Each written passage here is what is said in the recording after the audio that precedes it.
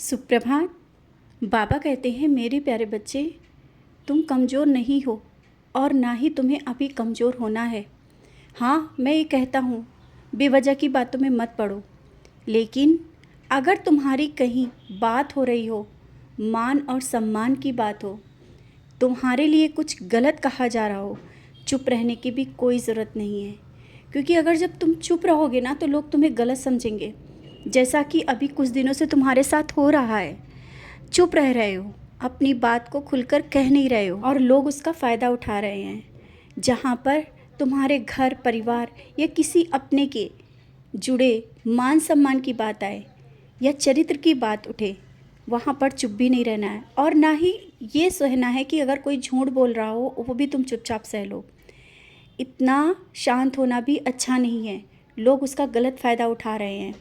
चुप क्यों हो, अपनी बात को कहो, एक बार कह दो। अगर वो नहीं सुनते हैं तो उनकी मर्ज़ी, लेकिन अपनी बात को कहे बिना चुप हो जाना ये भी सही नहीं है। मैंने तुम्हें इतना सामर्थ्य बनाया है कि तुम अपनी बात खुल के कह सकते हो। किसी से जो भी बात कहनी है कहो। तुम्हारी बात वो नहीं सुन रहे हैं, ये मुझ पर छोड़ दो। लेकिन कमज़ोर मत बनो, निराश मत हो और ऐसे चुपचाप रो मत। मैं नहीं चाहता, मैं नहीं देख सकता तुम्हें इस तरह से कमज़ोर। तुम कमज़ोर नहीं हो, बहुत मजबूत हो। बस तुम्हें अपने अंदर के छुपे व्यक्तित्व को निखारना है। अब समय आ गया है अपने अंदर के व्यक्तित्व को निखारने का, और समाज में जो तुम्हें जिस तरह से लोग समझ रहे हैं ना, उसका जवाब देने के लिए, अपनी बात को कहने के लिए। बहुत चुप होकर के सबकी सुनी है अभी तक तुमने, लेकिन अब मैंने वो तुम्हें ऊर्जा दी है और तुम्हें इतना मजबूत बनाया है कि तुम अपनी बात कहो और खुलकर कहो।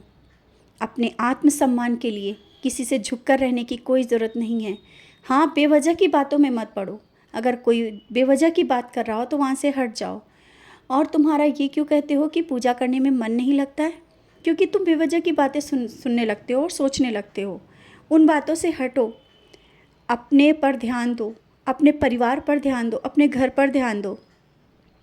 जब तुम ऐसा करने लगोगे, तुम स्वयं देखोगे तुम्हारे अंदर एक नया परिवर्तन आ रहा है।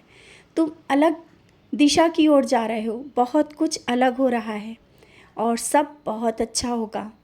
जो अभी तुम किसी के बारे में सोच रहे हो ना, और घर और परिवार की जो चिंताएं लगी हैं ना, वो सब चिंताएं धीरे धीरे सब दूर हो जाएंगी। बस जिस तरह से नामस्मरण कर रहे थे ना, उसी तरीके से करते रहो।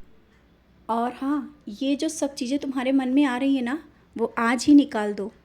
तुम चाहते हो ना कि मैं तुम्हारे घर आऊँ, मैं तुम्हें अपना पूर्ण आशीर्वाद दूँ। वैसे तो मैं तुम्हारे घर में बैठा हूँ, लेकिन तुम्हें एहसास दिलाने के लिए मैं आऊँगा, फूल गिराकर आशीर्वाद भी दूँगा।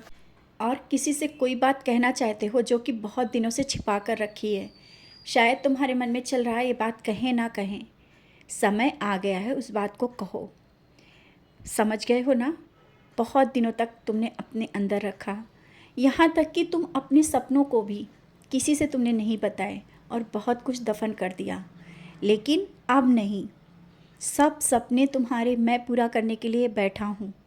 तुम्हारी हर एक ख्वाहिश मैं पूरी करता हूँ।